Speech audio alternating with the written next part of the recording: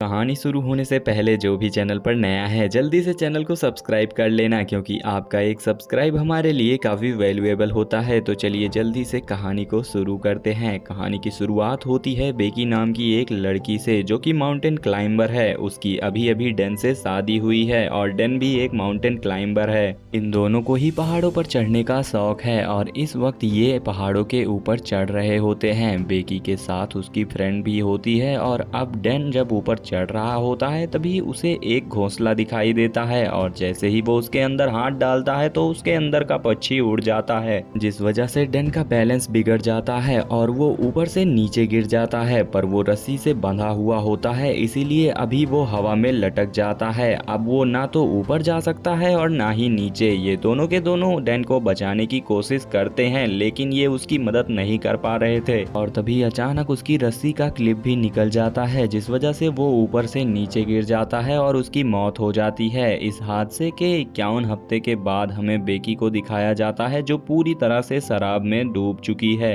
क्योंकि वो अपने पति डेन से बहुत प्यार करती थी। वो हमेशा उसे याद करती रहती है और अब तक उसने उसकी अस्थियों को भी विसर्जित नहीं किया। उसने उसकी अस्थियां संभाल कर अपने पास रखा है। बेकी की जिंदगी में अब उदासी के अलावा कुछ भी नहीं रहा और बेकी के पास एक बार फिर से उसकी वही दोस्त आती है जो उस हादसे में उसके साथ मौजूद थी। उसकी दोस्त का नाम हंटर होता है। हंटर को देखने के बाद बेकी काफी खुश होती है। जब उसे पता चलता है कि बेकी ने अपनी जान लेने की कोशिश की थी तो वो कहती है कि हमें दोबारा से क्लाइंबिंग शुरू करनी चाहिए और इसके बाद वो अपने मोबाइल पर उसे एक टावर दिखाती है, जो कि एक टीवी टावर है। ये टावर एक ऐसी वीरान जगह पर होता है जहाँ इंसान बहुत कम जाते हैं और इस टावर की ऊंचाई लगभग 2000 फीट होती है। हालांकि बेकी इस जगह पर जाने से मना करती है और जब उसकी दोस्त हंटर कहती है कि उस टावर के ऊपर चढ़ने के बाद तुम डैन की राख को वहां से उड़ा देना, जिससे उसकी आत्मा को शांति मिलेगी, तो बेकी मान जाती है और अभी दोनों के दोनों उसी जगह पर पहुंच जाते हैं। यहाँ पर ये वीडियोस बना रहे होते हैं, फोटोज भी क्लिक कर रहे होते हैं और हंटर उन वीडियोस और फोटोज को अपने इंस्टाग्राम पर अपलोड कर रही होती है।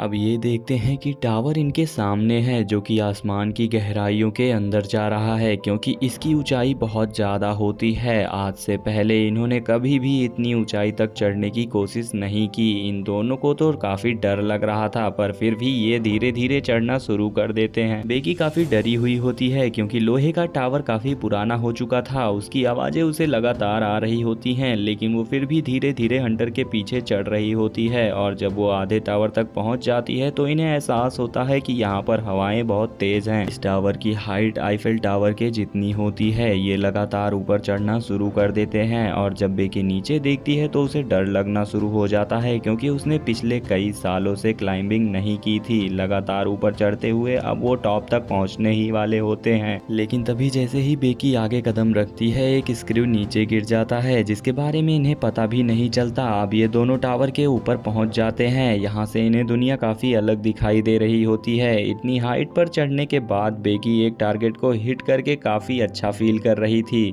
ये दोनों ही यहाँ पर एंजॉय करते हैं, बहुत सारी फोटोज क्लिक करते हैं। साथ ही हंटर जो ड्रोन कैमरा अपने साथ यहाँ पर लाई होती है उससे अपनी वीडियोस भी बनाती है ताकि इंस्टाग्राम पर पोस्ट कर सके। ये दोनों के दोनों काफी खुश होते हैं। हंटर इतनी एक्साइटेड होती है कि वो टावर से लटक जाती है और बेकी को उसकी फोटोज क्लिक करने को कहती है। इसके बाद वो बेकी को भी ऐसा करने को कहती है। बेकी भी उसके कहने पर ऐसा करती है और अब ये दोनों के दोनों बहुत ही खुश होते हैं। इसके बाद बेकी डैन की राख को यहाँ से हवा में उड़ा देती है, जिससे उसे तसल्ली मिलती है। दोनों ही काफी इमोशनल हो जाती हैं, लेकिन बेकी फाइनली अब डैन को अलविदा कह चुकी है, यानी कि अब वो यहाँ से अपनी जिंदगी का नया सफर शुरू करने वाली थी। अब वो दोनों ही अपना सामान पैक करके नीचे जाने की तैयारी करती हैं। सबसे पहले बेकी नीचे उतरती है, पर तभी वो स्क्रू जो निकल गया था उस जगह से लैडर टूट जाती है और बेकी हवा में लटक जाती है, पर रस्सी की वजह से वो जमीन पर नहीं गिरती। जिसके बाद हंटर उसे वापस ऊपर खींच लेती है, लेकिन बेकी के पास जो बैग था जिसके अंदर इनके खाने पीने की सारी चीजें थी वो नीचे डिस्क पर अटक जाती है, जहां तक पहुंचना लगभग पूरी तरह से नामुमकिन है। वो अपने मोबाइल्स को भी चेक करती हैं, लेकिन उनकी फोन में नेटवर्क नहीं होता, यानी कि ये दोनों ही अब 2000 फीट की ऊंचाई पर फंस चुके हैं। यहाँ दूर दूर तक कोई इंसान भी नहीं होता, अगर कोई हुआ भी तो इतनी ऊंचाई तक इनकी आवाज़ सुन नहीं पाएगा। वहीं टावर के ऊपर एक बॉक्स होता है जिसके अंदर एक फ्लेयर गन और एक दूरबीन होती है, और दिन में उस फ्लेयर गन का इस्तेमाल करने का कोई भी मतलब नहीं है क्योंकि फ्लेयर गन को दिन में कोई नहीं देखेगा। अब वो दूरबीन से देखते हैं तो सामने इन्हें एक गाड़ी दिखती है, लेकिन वो लोग इन्हें इतनी ऊंचाई पर नहीं देख सकते और ना ही इनकी आवाज़ सुन सकते हैं। हंटर एक बार फिर से अपना मोबाइल देखती है और जो पोस्ट उसने इंस्टाग्राम पे अपलोड की थी उस पर बहुत सारी लाइक्स और कमेंट्स होते हैं। इसका मतलब साफ था कि टावर के नीचे नेटवर्क है। और अब हंटर अपने मोबाइल से मदद लेने के लिए एक मैसेज रिकॉर्ड करती है और इंस्टाग्राम पर उसे पोस्ट कर देती है। इसके बाद वो अपने मोबाइल को रस्सी से बांधकर टावर से नीचे लटकाती है ताकि नेटवर्क आते ही उसका मैसेज पोस्ट हो जाए, लेकिन बहुत देर तक वेट करने के बाद भी ऐसा नहीं होता। इसीलिए हंटर अब अपने मोबाइल को अपने सॉक्स के अंदर छिपा देती है और अपने शूज के अंदर सॉक्स को डाल देती है और उसे ऊपर से नीचे फेंक देती है ताकि नीचे गिरने के बाद उसका मैसेज चला जाए और इनकी मदद करने के लिए कोई यहाँ आ जाए। फोन को शूज और सॉक्स के अंदर रखने की वजह से फोन टूटता नहीं और कुछ देर बाद ये ऊपर से दूरबीन से देखती हैं जहाँ इन्हें एक आदमी दिखता है जो फोन पर बात कर रहा होता है। उसके साथ उसका डॉग भी होता है, मगर वो इन्हें इतनी ऊपर तक नहीं देख पाता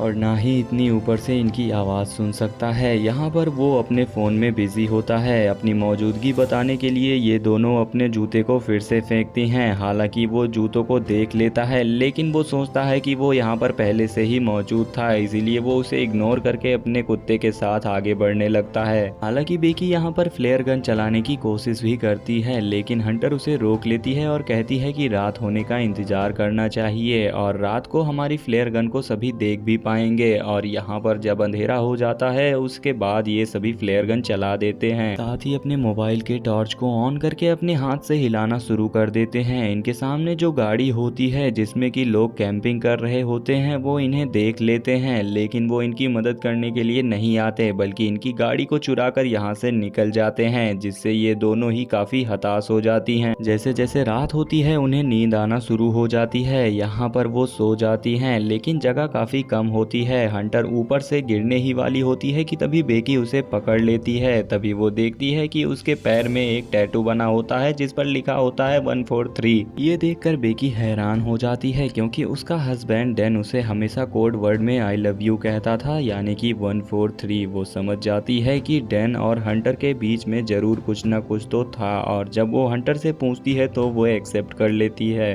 हंटर उससे माफ़ी भी मांगती है, लेकिन बेकी अब पूरी तरह से नम हो चुकी है। बेकी की नज़र अब भी उसी बैग पर होती है जो बैग नीचे एंटीना यानी कि डिश पर अटका हुआ होता है। उसके अंदर इनका ड्रोन और खाने पीने की चीज़ें हैं। किसी भी कीमत पर इन्हें उस बैग को ऊपर लाना ही होगा। वहाँ पर सीढ़ियाँ भी नहीं होती, इसीलिए बैग तक पहुँचना इतना भी आसान नहीं है। पर हंटर जो कि बहुत ही साहसी होती है वो रस्सी की मदद से नीचे जाना शुरू कर देती है, पर इससे पहले कि वो डिश तक पहुँचती रस्सी खत्म हो जाती है। हंटर जंप लगाकर डिश तक पहुँच जाती है। अब उसके पास बैग है, लेकिन रस्सी उससे काफ़ी दूर है। वो सेल्फी स्टिक की मदद से बैग को रस्सी में अटकाती है और इसके बाद खुद भी जंप मारकर रस्सी को पकड़ लेती है। पर रस्सी से ऊपर चढ़ना इतना भी आसान नहीं है क्योंकि इसमें बहुत ताकत लगती है और उसके हाथ भी जख्मी होते हैं, जिस वजह से रस्सी उससे छूट जाती है और वो नीचे गिर जाती है। बेकी जब देखती है तो वो नीचे उसी रस्सी पर लटकी हुई होती है और वो उसे रस्सी के सहारे ऊपर खींच लेती है, जिस वजह से उसकी जान बच जाती है। अब इनके पास इनका ड्रोन है जिसे ये मदद मंगवाने के लिए यूज करना चाहते हैं। ये एक पेपर पर लिखते हैं कि हमें मदद की जरूरत है, हम टावर के ऊपर अटक चुके हैं, और ये उस पेपर को ड्रोन के साथ फिक्स करते हैं और अब ये ड्रोन को उड़ाते हैं। पर तभी इन्हें पता चलता है कि इनके ड्रोन की बैटरी बहुत ज्यादा डाउन होती है जो कि सामने दूर दिख रहे घर तक नहीं पहुंच सकता, इसीलिए इन्हें ड्रोन को वापस बुलाना पड़ता है। और अब एक बार फिर से रात हो जाती है। रात को जब बेकी सोती है तो वो ऊपर देखती है कि डार्क टॉप पर एक लाइट जल रही होती है, यानी कि वहां पर करंट है। वो काफी मुश्किल से ऊपर चढ़ती है और ड्रोन के चार्जर से उसे चार्ज करना शुरू कर देती है। जब तक ड्रोन पूरी तरह से चार्ज नहीं होता उसे वहीं पर लटके रहना पड़ता है। ड्रोन जब पूरी तरह से चार्ज हो जाता है तो बेकी नीचे उतर जाती है और एक बार फिर से ये ड्रोन को उड़ाते हैं, लेकिन जैसे ही वो घर तक पहुंचने ही वाला होता है कि तभी एक गाड़ी उसे टकरा जाती है, जिस वजह से इनकी आखिरी उम्मीद भी टूट जाती है। और अब इन्हें कोई भी उम्मीद नजर नहीं आ रही थी कि कोई इनकी मदद के लिए यहाँ पर आएगा। बेकी की हालत काफी ज्यादा खराब हो चुकी है। वो हंटर से कहती है कि तुम मुझे अपना शू दो और मैं एक बार फिर से उसमें मोबाइल पर मैसेज करके अपने डैड को सेंड करती हूँ। अगर हम उसे नीचे फेंकेंगे तो हो सकता है नेटवर्क आने पर मेरे डैड को हमारा मैसेज मिल जाए और वो हमारी मदद के लिए यहाँ पर आ सकते हैं। लेकिन हंटर उसे मना कर देती है और तभी उसे एहसास होता है कि उसके साथ हंटर है ही नहीं, बल्कि वो तो अकेली है। दरअसल जब हंटर नीचे बैग लेने के लिए गई थी तो वो सच में ऊपर आते हुए उससे रस्सी छूट गई थी, जिसकी वजह से उसकी मौत हो चुकी थी और अब भी उसकी बॉडी डिस्क के ऊपर लटकी हुई होती है। दरअसल ये सिर्फ हेलुसिनेट कर रही होती है, पर अब उसे सच्चाई का पता चल चुका है कि वो इस टावर के ऊपर अकेली है और उसे जीने की उम्मीद पूरी तरह से ना के बराबर दिखाई दे रही थी। उसकी सारी उम्मीदें खत्म हो चुकी थी। वो मरने से पहले अपने पिता के लिए आखिरी मैसेज रिकॉर्ड करती है, लेकिन वो यहाँ से डिलीवर नहीं हो सकता क्योंकि यहाँ पर नेटवर्क नहीं है। वो वहीं पर सो जाती है और सुबह जब उसकी नींद खुलती है तो वो देखती है कि वहाँ पर एक चील उसके घाव को खा रहा होता है। वो उसे पकड़कर मार डालती है। इसका मतलब ये है कि अब उसके पास खाना भी है, जिसे खाकर उसके अंदर थोड़ी ताकत आती है और अब वो तय करती है कि अब वो नीचे डिस्क तक किसी तरह रस्सी के सहारे जाएगी, जहाँ पर उसकी दोस्त हंटर की बॉडी है। बड़ी मुश्किल से वो हंटर की बॉडी तक यानी कि डिस्क पर पहुंच जाती है और फिर वो हंटर के शू के अंदर अपने मोबाइल को रखती है और उसे हंटर की बॉडी के साथ फिक्स कर देती है। वो हंटर को सॉरी कहकर उसकी बॉडी को शू के साथ नीचे फेंक देती है ताकि उसका सेलफोन डिस्ट्रॉय ना हो। दरअसल पिछली बार जब उन्होंने शू के साथ सेलफोन फेंका था तब वो डिस्ट्रॉय हो गया था, जिस वजह से इनका मैसेज डिलीवर नहीं हुआ। दरअसल टावर के ऊपर नेटवर्क ना आने का ये भी एक रीजन होता है कि यहाँ पर इसके अपने इतने सिग्नल्स होते हैं कि वो दूसरे सिग्नल्स को ब्लॉक कर रहे होते हैं और देखते ही देखते रात हो जाती है और बेकी के फादर यहाँ पर आ जाते हैं। वो देखते हैं कि टावर के आसपास भीड़ लगी हुई है और वहाँ पर बेकी की डेड बॉडी है जिसे पुलिस वाले लेकर जा रहे होते हैं। ये देखकर तो वो पूरी तरह से टूट जाते हैं क्योंकि वो अपनी बेटी बेकी से बहुत प्यार करते हैं। पर तभी वो देखते हैं कि उनके पीछे बेकी एकदम सही सलामत खड़ी है। वो तुरंत बेकी को गले लगा लेते हैं और इस तरह से बेकी की जान बच जाती है। और इसी सीन के साथ ये कहानी यहीं पर खत्म हो जाती है। उम्मीद करते हैं कि ये कहानी आप सभी को पसंद आई होगी और अगर पसंद आई हो तो वीडियो को लाइक करना और चैनल को सब्सक्राइब करना बिल्कुल भी मत भूलना। मिलते हैं ऐसी ही रोमांचक कहानियों के साथ अगली वीडियो में।